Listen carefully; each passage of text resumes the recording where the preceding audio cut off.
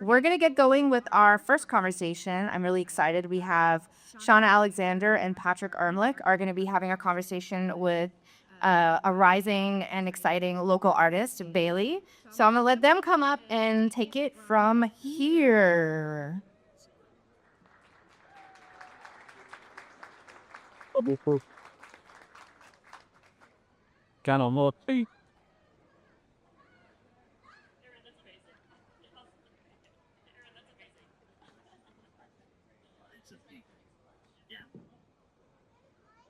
Well, good morning, everyone. How's everyone doing?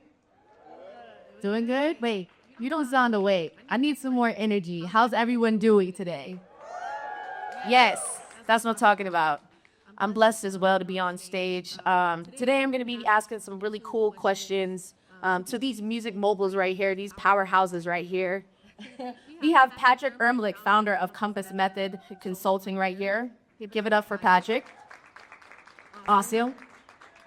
We also have Shauna Alexander, Vice President of Business Development at Empire.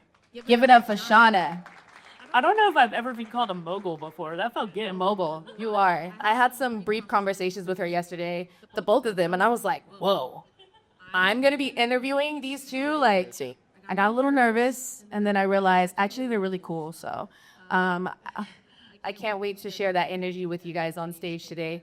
So I'm just going to be asking some questions. My first question today is going to be for Patrick.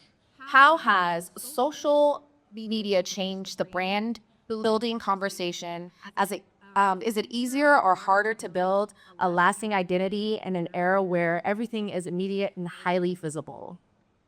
It's a mouthful. That's a loaded question. Take your time. Let's set aside the easier or harder part. I think it's self-evident in the music business that everything's hard, right? So we could just set that aside as a self-evident point, and then it's also hard to build anything that is lasting. So that's a given. I think certainly when I started, which was pre-social media, sort of right at the beginning of it maybe, but it was pre-social media. To build a brand, we were doing it physically in person at shows. That was really the only way. So social media has created an opportunity to build it globally for free, basically, very quickly. So that's a pretty obvious scaling of the ability to build a brand or even show your brand. I think these days brand building is sort of synonymous with world building. You hear that a lot. You're certainly like building a world for Baely, right? People like Dochi have really popularized that concept of world building. So social media is like a calling card and a business card. So it's an opportunity for you to build your own little world. And it doesn't need to be as dramatic as something like Dochi, but it can at least be an entry point where people can get a feel for your brand. And then, like anything, it takes time. The brand develops over time, but social media is a really, it's a good way to build it and have people find it and then stick around. And you got to be patient to build it, though. It takes time. For sure, for sure. Okay, so I have a question for independent artists, like myself, ones that are out there. Are there any independent artists out there in the crowd? Cool. All right. So, my question is the branding part of everything. A lot of times people, when they think brand, they think maybe colors, logo, things like that. What actually comes with the brand, and what can an artist that's first starting out, that doesn't maybe have a full brand, what's the first steps to take to get to finding your brand? It's a good question. I like the way you framed it because it's relevant to where these people are right now in the beginning stages. I think it's helpful to look at a brand and music as a collection of perceptions about you, right? Rather than color, and those are elements of branding. But branding, your brand overall is a collection of perception over time about you, right? So when you start, I said this to someone in one of the sessions yesterday, but sort of like finding your purpose in life, you don't really find your brand. I think the brand develops over the course of time based upon what you do and what you try. So for you all who are starting out, you have to just do a lot and try a lot and iterate over and over and over and again and put in countless hours and grind like you did in Denver and just like try everything that you can to, and it comes to life the more you try rather than like searching for it and being like, oh, that's going to be my brand. The brand is developed over time. Would you agree? 100%. I love that you said that. And what I heard from you was that it really just comes from you just being authentic, your originality, and that's the brand itself. It's you, it's already there. It's just how do we get other people to see it? How do we get people to see what you know you have? That's what I'm hearing. So I love that because I feel like it kind of takes the pressure off of a lot of artists and wanting to be like, you know, maybe a mega superstar mainstream artist. It takes the pressure off a little bit because then you're like, okay, well, I'm pretty cool. This is me.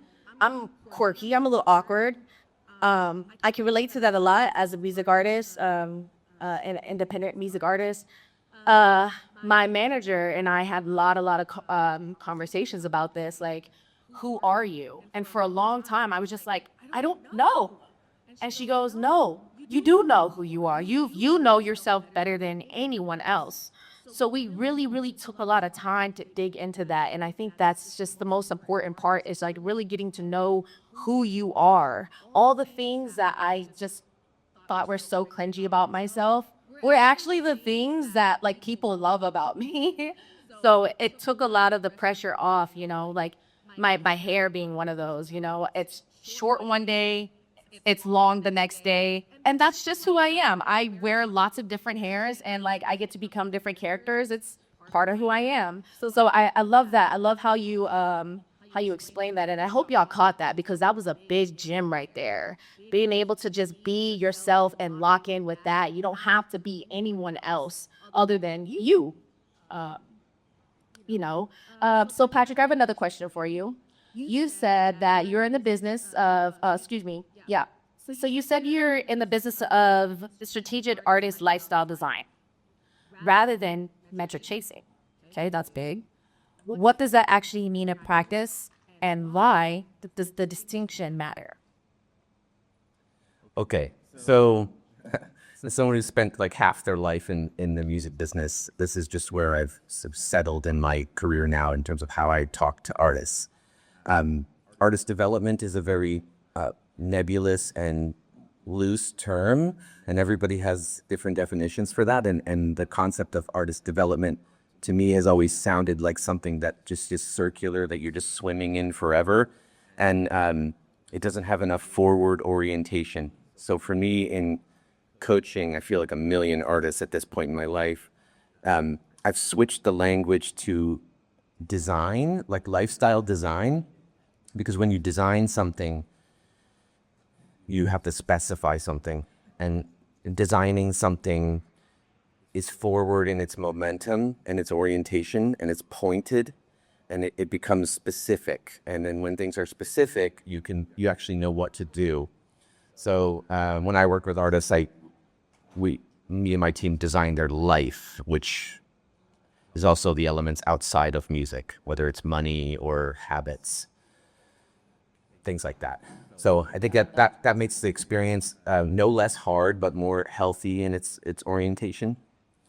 So that's the distinction there. I hope y'all are taking notes because this man here was involved in the signing of BTS. If you don't know who that is, they are one of the biggest K-pop groups in the world. And if you look at how their branding is, if you look to see how their branding looks from the outside and you being a fan, you know, it is honestly truly incredible. It is like they brought back boy bands. Like I mean, I'm a millennial, so I remember NSYNC and Backstreet Boys and Spice Girls, and like K-pop has really been a big mogul in that. So I think that's a beautiful thing. I think that's your way of being able to just re how do we put it? Redefine artist development, because you're right, it is such a term that's loosely thrown around. Who knows what that means? Right. I have no idea. Right. And design is such I was like, I work at a record label and I don't even know what that means. Ain't nothing. It's just two words that are like, okay, things are growing, but how? Why? What's the direction? especially now with like social media, like there's so many different elements to growth and development. So like, Totally. what does that mean? But if you said design, right? If you're like, you and your manager are going to design your life, you're going to design what the next year looks like, it becomes sharper and more forward looking, where artist development could be just this. Like a circle, like a spiral. And it's a good excuse. It's a good excuse to hide and not do anything and be like, I'm an artist development, you know? I like that. And so to go back to BTS, the reason we broke them on the media side, which is what our work was all based upon story. Because we actually didn't have any new music when we sort of blew them up. We just blew up the concept of K-pop and the story involved. I know you deal a lot in story when you work with brands, things like that. So maybe that's a good transition to talking a little bit about storytelling and narrative, and how impactful that is, brand building. I love that. Actually, that's a good question. Like, I love that question. Like, how does that translate to, how does storytelling translate into? Yeah, so what I do, for those who kind of don't really know what brand partnerships or business development is in the music industry, is I find opportunities for not just the artist, but also the record label itself. I was previously at SoundCloud and the Fader and also Moog. Shout out to the Moog people. Love you all. Doing this for a really long time. And so it's always my job it's not about just like getting the bag. It's also about opening doors and getting other resources or opportunity, right? So when you're looking at it from the lens of, I represent the brands in-house at a place like a SoundCloud or an Empire or whatever, I'm the conduit for those conversations. I need to know exactly who you are as an artist and exactly who cares about you, who listens to you, who like really, pardon my French, like fucks with you in the sense of like, I'm going to go buy a ticket. I'm going to buy merch. I'm going to show up when there's like, a record store. I think today is record store day, right? Of like a record store day drop or something like that, right? Because that information and that data, and as we were saying earlier, that world building is what the brands are essentially trying to like cop from you, right? So like brands are very smart these days. This is not like the year 2010 when like brand partnerships was like kind of like just bubbling to the top in the music industry. There's so much data. There's so many like platforms for analytics and just understanding like audience growth and streaming growth and all that. So you really have to be able to like I have to be able to tell the story, which means then the artist has to be able to tell the story of who they are, because it needs to connect to where the brand wants to go. Brands are essentially trying to buy your coolness and your trust that you have with your audience so that they can sell a product. Whether it's like a coffee, a shoe, or I don't know, whatever. Clorox, it all happens. I mean, I did a deal with Swiffer once with artists, which is silly, but it worked. But the point is like they're essentially using you as like a conduit and leverage in order to impact a consumer base, which is your audience, the people who care about you, the people who will buy your tickets. And so that storytelling is super important because the brands are going to want that to align with what they want. And also they're going to want the people that believe in you, that go to your shows, to align with the rest of their consumer base. Meaning, like, if it's a New Balance, for example, right? That is a brand that is really focused on performance. They make exceptional shoes, better than Nike, better than Adidas, better than all of them when it comes to running, performance, etc. So they want their consumers to be in that world. So if you're an artist who's never been on a like run before, you're not going to get a New Balance deal, right? The reason why they work with a Jack Harlow or a Meds the Stallion or even a Coco Gauff, right, who is not an artist but is a tennis player, is because they're authentically already in the wellness and fitness and sort of performance space. I brokered Jack Harlow's first deal with New Balance, and that was when he was like itty bitty, right? We're talking like 2017, 2018. We're not talking like him now. regardless of what's going on with him. And so the message that we said was like, look, this is someone who was already playing basketball, was like really good in high school at it, like is already going out and doing performance sports. He just also happens to be a rapper from Kentucky, right? And that was the narrative that we built around him in this world we built, which is like someone who can go and like show up on the court and like drop a couple like threes and then can also go write some pretty like dope lyrics, right? And that just translated on, and they still have a deal with Jack because Jack then started wanting to go into movies, and they helped fund White Men Can't Jump, the remake. It's just they want to be attached to a real story, and that's kind of where the like storytelling and the world building comes in. It has to be real, it has to be authentic, and it has to actually have impact. You can't just like show up one day and be like, "I'm in sports." Did he have the data back then? Or We had, well, so the thing that was cool about that was I was at Fader at the time, right? So a lot of that deal actually went through Fader, which is a music publication. If you don't know it, you should definitely look it up. It's very, very, very good for emerging and independent artists. They have like a habit of breaking some of the biggest artists. I mean, Jack was one of them. We don't talk about Kanye, but Kanye was another one. That was the first magazine he ever got the cover of.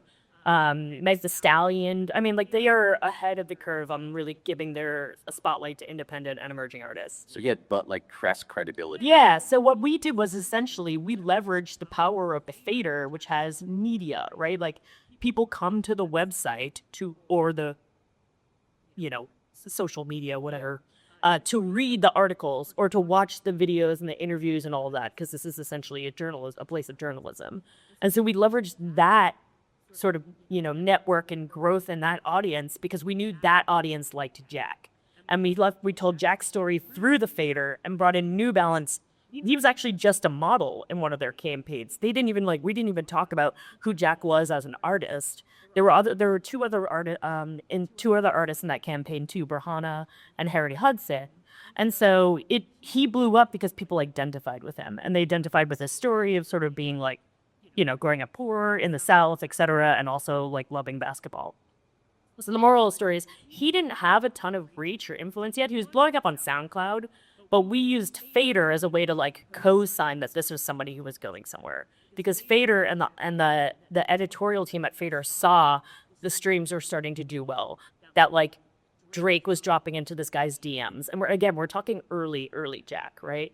We're not talking like 2 years ago. So there are like cosigns like that can actually amplify the storytelling that then get a brand really excited about working on somebody new. Can I ask you a question? Please. I was like, get curious. I'm soaking all this in. This is awesome.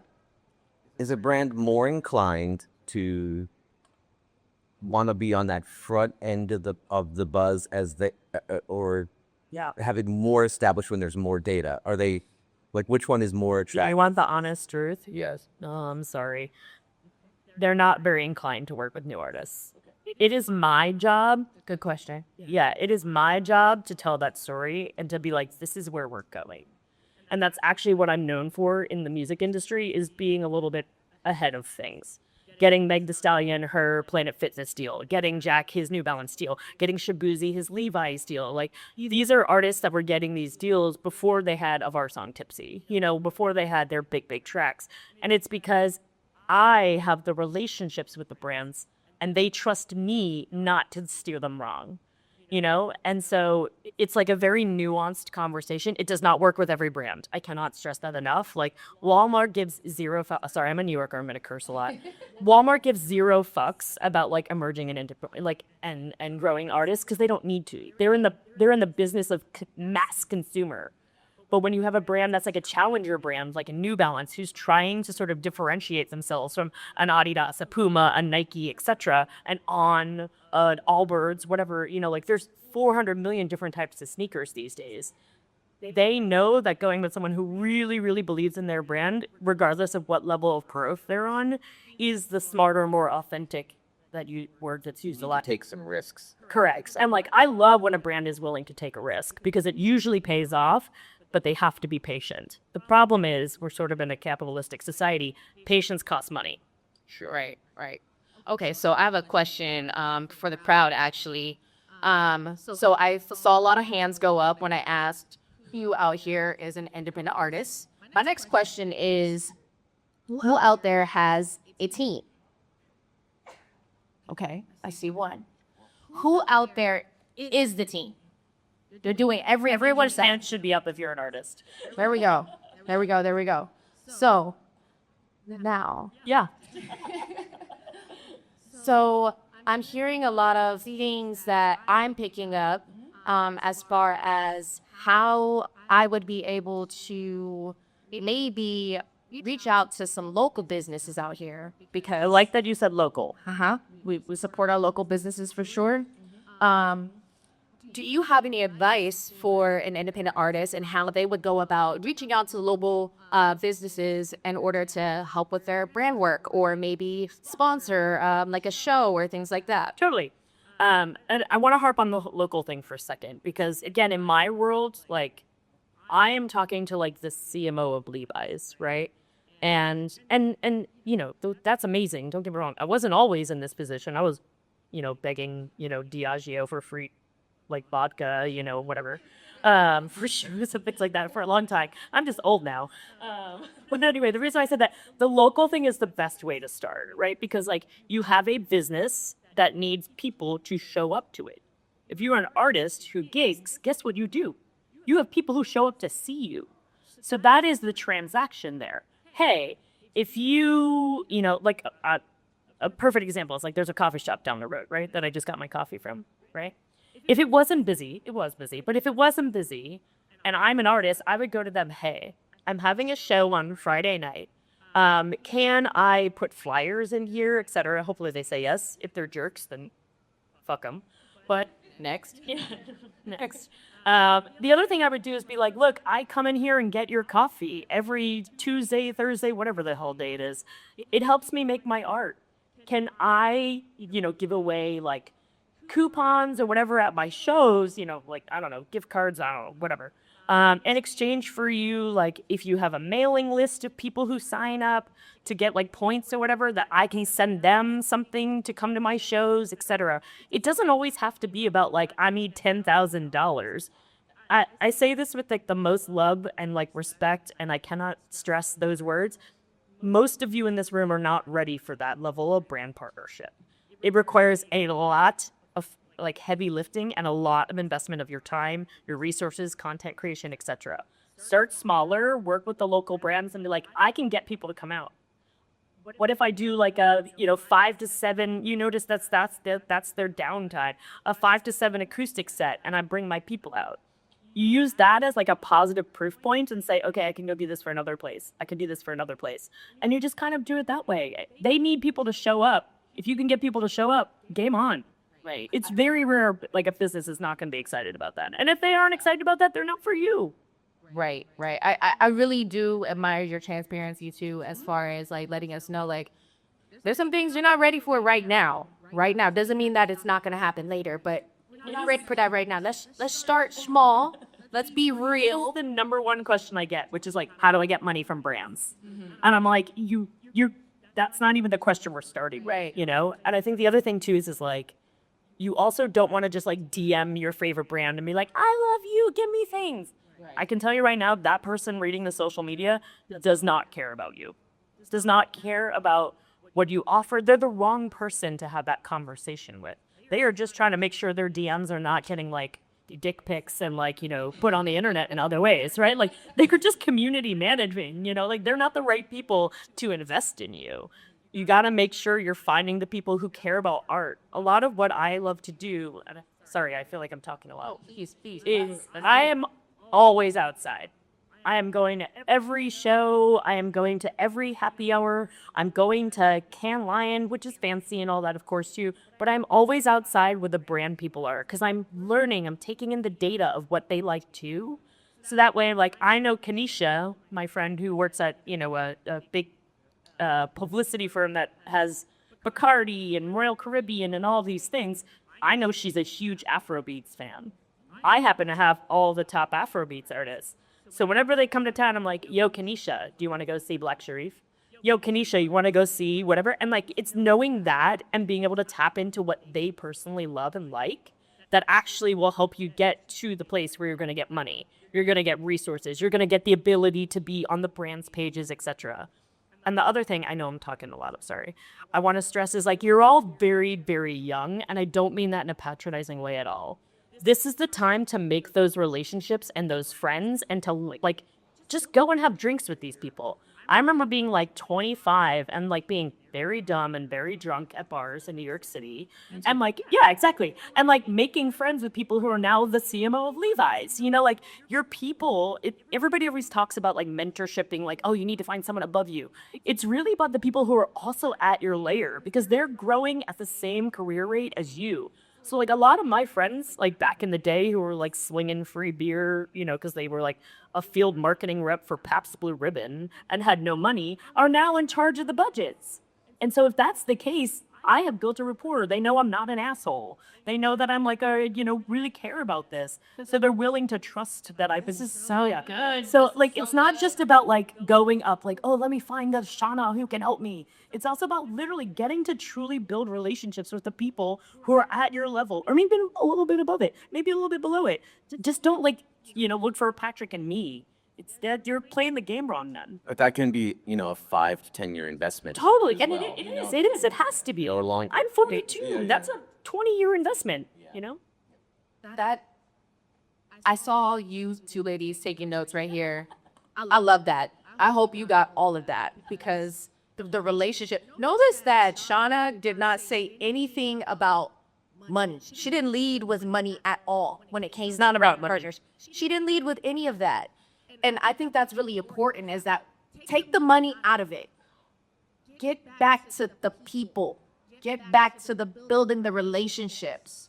My manager stays on me all the time about, hey, did you check on so-and-so? Did you check, hey, so-and-so's birthday's today. Did you reach out to them? I got a lot going on, but we always make sure that we're staying present in our people's lives when it comes to building that relationship. And it has to be genuine. That's what I hear. Yeah, she was at the bar, like this is a genuine Lay out by Tombstone. She was at the bar. She was at the bar. And she met some people that just... It doesn't have to be a bar, right? It could be at ASU. You're at ASU and you just never know who you're sitting next to and who could be the next somebody, who could be the next Shauna, who could be the next Patrick. You never know. So building these relationships with people that are like-minded like you, I think is just so important. And like, what I'm understanding from you is that you just being around these people, being genuinely yourself, that's where trust came from. That's where they were able to say, oh no, Shauna would never. If anyone was trying to like a direball or something like that. Can I ask you a question? Yes. I like that this is like a conversation rather than... Yes, that's what I needed. I was hoping that this would become a conversation. It's great. You at least present like an extrovert, right? You may not have always been that way, but there's a lot of students here who... That's what caffeine is for. Right. Yes, Cafe Bustelo. Got my hand. There's a lot of people here who probably aren't that and who look at relationship building as something that's anxiety inducing. And, I had people talk to me yesterday who were like, how do we not like have conversations with people we meet here, people like you and whatever that, and we don't like sound transactional or awkward. So I don't know how you started with this, the way you've built yourself now, like where you started, maybe take us back like, I don't know, 6-7 years. And how do you, at that stage, how do you start building rapport with people that doesn't feel transactional, feels honest, like you actually care, and that you can work through the awkwardness? Because I think a lot of people this level are like dealing with that a little bit, how to not always like look up at people and try to make it more like a real relationship. It's not easy. Right. Yeah, it's definitely not easy. And it's funny that I come off to be extroverted. I'm really not. I'm actually super to myself. Big crowds give me anxiety unless I'm on stage. Talking to people it gives me anxiety. Like I am often very overstimulated. You may not know, but it happens. And I think it's really just, I would say that the best thing would be to just embrace your awkwardness. Let that be you. If that's part of your personality, someone's going to be like, oh yeah, well, Baely doesn't really do big crowds. So I don't really think that she would want to have tickets to be in that big ass crowd on the floor. because Baely doesn't do crowns. So just be yourself so that way people can get to know who you are. I would say also just like as far as getting on the ground and like and being able to talk to people, it comes from being organic. Honestly, use your space that you have around you right now. Like y'all are a lot of y'all are in school. How many are y'all are go to school at ASU right now? Everybody. So wait, keep your hands on, please. So look around really quick. These are the people that you need to be connecting with. If you don't know them, you need to get to know them. And that might feel a little crazy, but like because you saw the hands that just went up, I need y'all to know that y'all are all on the same wavelength. Y'all are all on the same path.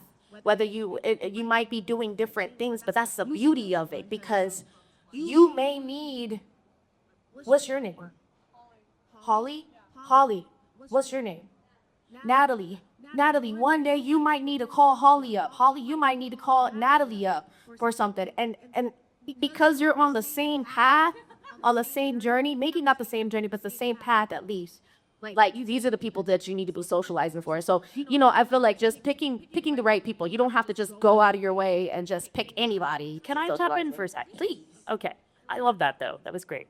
I also think if you reframe it as curiosity rather than, like, transactional relationship with it, I'm curious about that person. They're in this room. You already have something you're bonding over. You can bond over the fact that I'd cursed 17,000 times today, right? Like, or you're like, oh, she said dick pics on a panel. Like, you have all a shared experience now. It's very easy to be like, yo, that girl was crazy.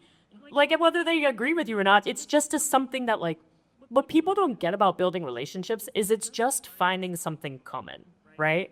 And we've kind of gotten away from that because of politics and social media and all that dumb shit. But, like, you're just trying to find some sort of common thread.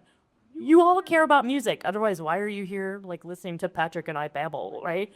Some of you are, like, impeccably dressed. Like, I keep looking you. Like, your outfit is insane. Like, all I want to do is be like, who are you? What do you, like, tell me more about you, right? Like, Branding. and also, exactly. And also, like, because you're so boldly dressed, I hope you don't mind if I pick on you a little. Like, you're asking for people to come up to you, right? You're asking for people to see you when you're wearing a leopard blazer or a really dope red suit. Like, And the front row. yeah, you're in the front row.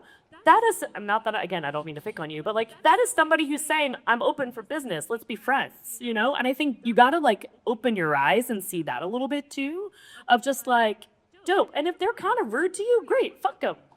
You don't need to talk to them ever again.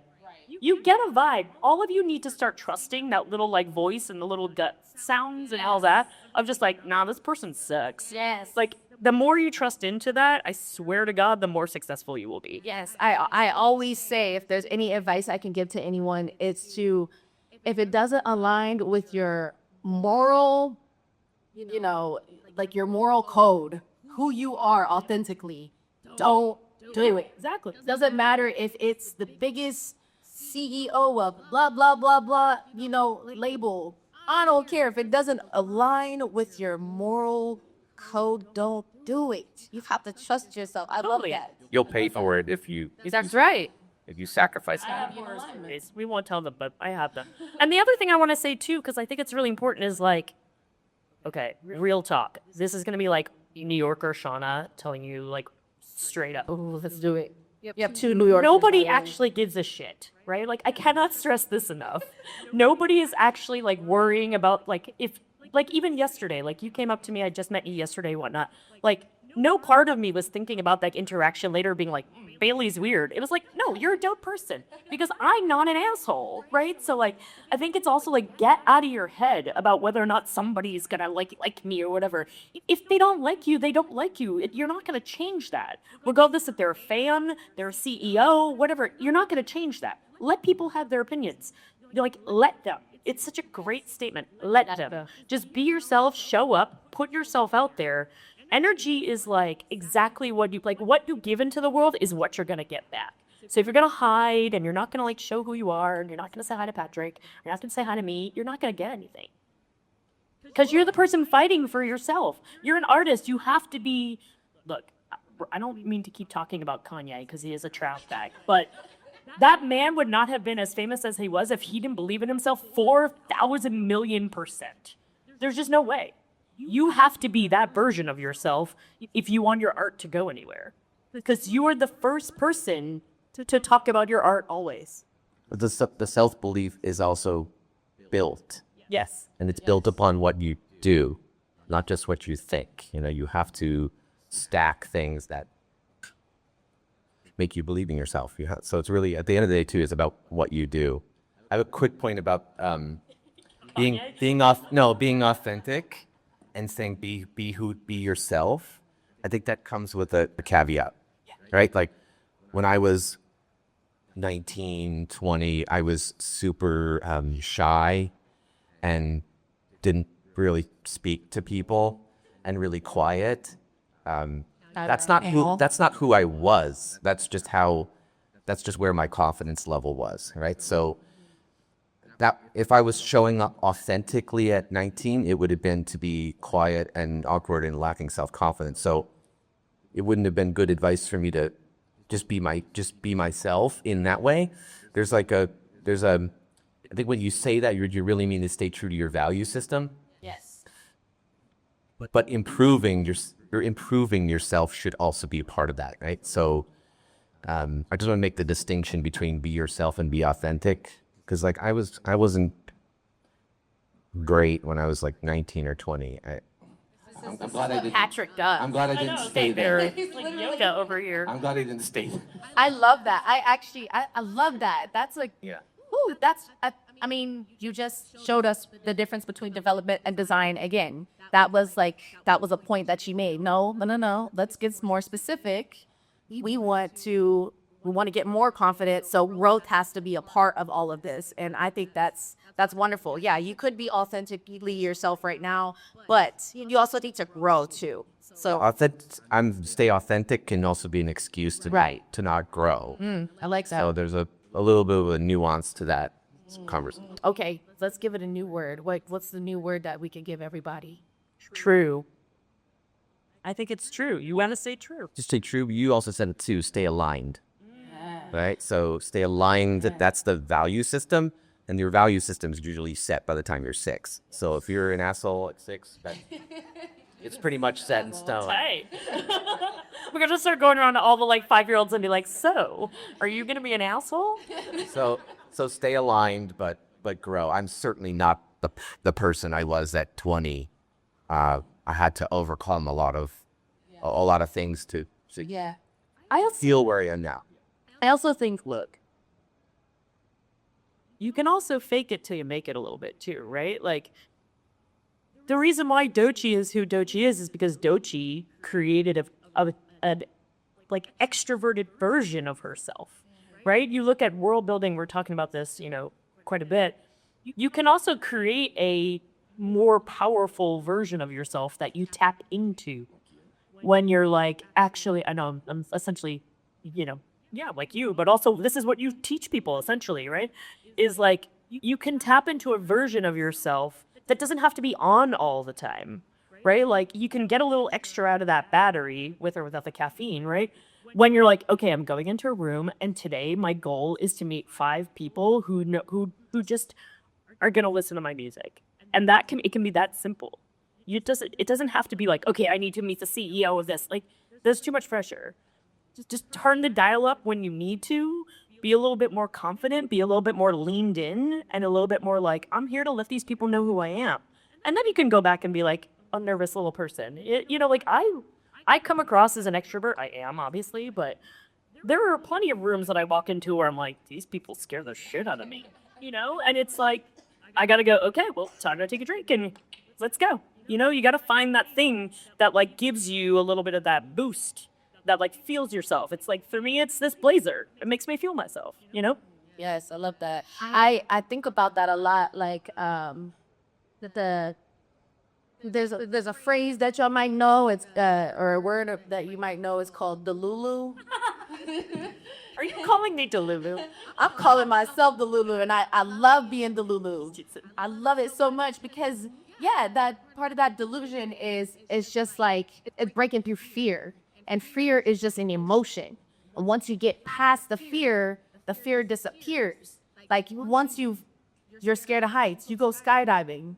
Now you're probably not afraid of heights because you know what it feels like to fall and you landed safely and you're still alive. So you got over it. And I think that's a big, that right there hits home for me, is just being able to just find something that's going to help you feel confident in the moment. For me, like sometimes I like, honestly, when I put on a fly outfit, that's when I feel good. I feel comfortable. I don't really wear heels on stage often. I don't wear stilettos on stage. For some people, that makes them feel confident. For me, give me some Timbs, give me some boots, give me some sneakers, and I feel confident on stage. I feel like nothing can stop me. I'm there in the moment. So I love that. You know, what you're saying is basically, you know, you can literally just put it on for a second and then you can turn it back off. And I also feel like it also aligns with what you're saying too, because as you put it on, you're breaking through that fear. And then it becomes easier and easier to put it back on. It becomes habit. Like that. What's the first thing I said to you when I saw you over there? I was like, oh, on brand today, right? So how you I know. present, It was like, damn, okay. how you present though changes someone's perception of you and how they respect you, how they treat you. So same with this gentleman right here. I know we keep picking on you. Sorry. In a good way, in a good way. No, but it's the thought process of like, I'm gonna, and this, what's your name? Cosmo. Cosmo. Okay, so Cosmo might be super insecure and feel like imposter syndrome, but the totem of the outfit changes the mindset for what you need to step into today, and like that's a really smart choice. And it's the same for you. This like the outfit, it's almost like a hero branding sort of thing, right? Wearing sunglasses on stage. Perfect. And that's out of your responsibility. But yeah, and then confidence becomes habit, right? So same with lack of self-belief. That's, if you put it in the habit category, I think it changes the heaviness of it, right? Where self-belief is just habitual. Right. You know, so you have to train the habit. So you train it by, every time I go into a social setting, I put on my superhero outfit. That puts me in the mindset to have self-belief, and I show up different, and then people talk to me differently, and then I have more self-belief because of that experience. Yeah. And how you talk to yourself too, I imagine, is very important too. Being able to say, no, this is who I am. This is who I am. This is what I do. Instead of, I'm going to, and I want to, this is what I'm doing. This is who I am. And walk Active language as opposed to passive language. exactly. And there's energy behind it. Right. So let's bring it back home to brands. So all of this stuff we're talking about is like the essentials of putting yourself on the pathway to work with brands too, right? Yes, or thinking to about build an audience, build an too, right? It's not just about, like, again, getting a bag or working with brands. It's about growing your career, period. No exclamation point, I don't know. Right. But, you know, and I think especially when it comes to the brands, because, like, you can tell when a brand deal is not a good one, you know? I don't know if anybody remembers the, like, Kendall Jenner Pepsi commercial that happened a couple of years ago. Yeah, it was trash, right? If not, go look at it up because it's actually really funny. Why did that happen? Why was that even chosen as an people only? were- Oh, okay. And they were trying to capitalize on That's not even the right crossover demographic at all. Before it. Well, it's like she's big and famous and they want people to drink their product. So, like, oh, that should work. That's not how it works. So, does Kendall Jenner drink Pepsi? Probably not. No, it's out of alignment. It's totally out of Okay, that leads me to my next question, actually, is, and I'd love to ask the both of you this question. So, with both of you working with thousands of artists, thousands of brands, are there, I'll start with you, Patrick, are there any artists out there that you would say are a little harder to work with? When it comes to working putting it with brands? Yeah, yes. Or to brandy, rather, because that's more your field, correct? Okay, or with branding. The niche genres can be really tough. Sometimes I'll see people, because one of the things I do is I go online and I listen and I watch what people are saying, particularly on things like threads, and because it's like the complaint dumping ground for artists, right?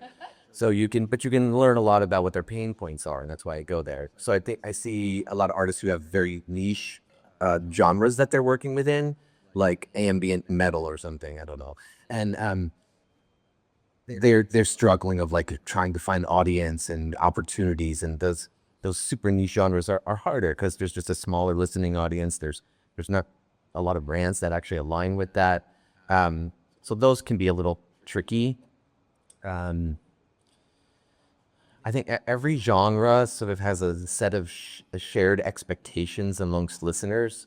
So every genre has a little bit of a challenge in sticking out from everyone else in that genre. So there's always challenges. But the super niche ones, I think, are the hardest ones. So if you're doing like jazz fusion or like ambient passive listening music, building a brand is not even necessarily the like top vibe, lo-fi. It's more of a vibe than it is like trying to actually build an active audience sometimes. So mostly like the small niche Right. groups. So sync maybe could be more of a better path, maybe. Sure, yeah. It's like the priority isn't always building. It's not always the same for each genre, right? Like if you're a metal group or something like that, it's not as necessary to build like a huge social media following. It's more about maybe building a live following. I worked with an artist who had 6,000 social media followers collectively on all their platforms, but they were opening for an act at Madison Square Garden, and like 13,000 people came out to see them. So the numbers didn't make any sense other than people really loved their music. Their listenership on the platforms was high, but their social following wasn't, because it was like indie rock. Like that genre didn't have as many active social followers that really cared about following their day-to-day on social. They just loved their music more. So every genre is a little bit different like that in terms of where the priority is. Okay, so Shauna, for you, when it comes to branding, what are same question? Yeah, so in my world, there's this term called brand safety, right? Which is kind of like a bogus way of saying, like, are they going to, like, do something dumb on the internet? And, if your content is triggering, if your content is talking about guns and violence and, like, misogyny and political stuff, like, you don't even come into my lane, because, again, the brands are trying to use you as a conduit. If they can't reliably, count on you to not cause issues, they're not going to take that risk. They don't need to. There's, a million different influencers they can use instead to make like cute little TikToks, and so you have to be really mindful of what your message is, and that needs to align with the message and the sort of perspective of the brand, like there are very bad brands out there that say really dumb shit. And so, I think you can probably Google some of them on what they're doing, and that is not great. And I think you also have to be kind of mindful too of like, hey, I don't align with that, but also they don't align with me. And, again, guns, violence, misogyny, being homophobic, all that stuff really does not fly in my world, even if the brands are not actively taking a stance on those things. That's just like not a non-starter. And if I hate to say it too, criminal records still are a little bit of a problem. I wish it wasn't, but a lot of the brands will do background checks and make sure that like you've not had like some sort of criminal past, because it's a risk they're taking, right? Like they're investing in you, and therefore they need to mitigate that risk as much as possible.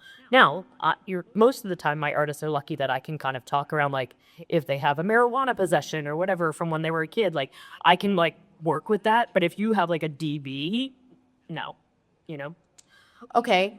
So I can say what I'm hearing from you, Patrick, is that okay, we have an artist like Meg Thee Stallion. Meg Thee Stallion, when she first came out, she was very rap, hip hop. Okay, but as her branding developed, genre began to open up. So there's a way for you to be the artist, stay Meg the Stallion, and also open up to maybe a pop genre. I love how Glorilla did that too. How she hopped on the pop. Greedy as well. Like, Yeah, and she still rapped the same way that she rapped, but she was open to be. Lotto is another one that also did that. I think that's really cool. And to give you an idea, if you are in one of those niche genres, that could kind of give you an idea of how to integrate your genre into other genres and just widen your audience there. And I also want to reiterate as well how important it is to what your representation looks like on social media as far as what you stand for and just watch what you say, watch who you're commenting to, and how you're because people are watching you, and if you're trolling people, someone's gonna see that one day and they're gonna call you out about it, and you're gonna have to answer for that. So just be mindful about how you are talking to people. Don't be an asshole. Like It literally comes back to that. Don't be an asshole. don't be an asshole. That's what it In is. summary, don't be. Yeah, the fruit of this panel. So I have one more question to kind of wrap things up. I think actually we're getting yelled at for time. Yeah. All right, cool. So basically, one last question. How would you advise an independent local artist to take advantage of collaborating? Or actually, we answer that one. For someone in this room who's an independent artist trying to get their first brand deal, where do you start in the community? And then that's my last question. After that, That's for you. Yeah, I mean, it's kind of for both of us. yeah, I thought so too. Okay, so here's what I'm going to say. Again, real talk, Shauna here. If you do not have like at least 20,000 followers collectively over social media, streams, whatever, you need to work on that audience first. Do not try to come into my world and regardless of local businesses, whatever, because you don't really have enough value to do something. You need to have something to there needs to be some sort of exchange. So focus on growing the audience, focus on growing the storytelling, focus on building who you are and what people know about you. And then I promise you, once you have that like base, doors will open. But The brand deal might even come to you once you do that, so Correct. which is a better position at That's correct. And then you could call me and I'll help you negotiate it. There you go. Well, you guys, this was Closer to the Brand. We have Patrick Ermlich here. Give it up for Patrick, please. Shauna Alexander with some amazing advice today. I hope you guys really were able to soak all that information in because it's very valuable stuff and we don't know when we're going to see them again. So this is the time, this is it now. I want you to all also give it up for yourselves for being here, because if you're here right now, I know every single one of you really care and love what you Excuse do. me, ma'am, and also you. Give it up for Baely. I'm Baely, everyone. For if you don't know me, I am a local artist here. I moved here from Denver, Colorado. I'm from North Carolina. I will always be a Carolina girl. Please, I want to connect with every single one of you. If you're an introvert like me, let's practice. Come up to me. I'll come up to you, and let's just chat it up. Let me get to know you. Again, you can find me on all platforms at Big Baely everywhere. Where can we find you too? And I'm like, I'm easy to find online. It's just my name. You can find me on Instagram there. and mine is the word sparked, like SPARKED, heart, on Instagram, blah, blah, blah. She doesn't want to be found. It's actually from a song lyric I love. But yeah. Thank you again. Thank you both so much for the incredible advice. Give it up for yourselves again. And thank you, ASUPROX.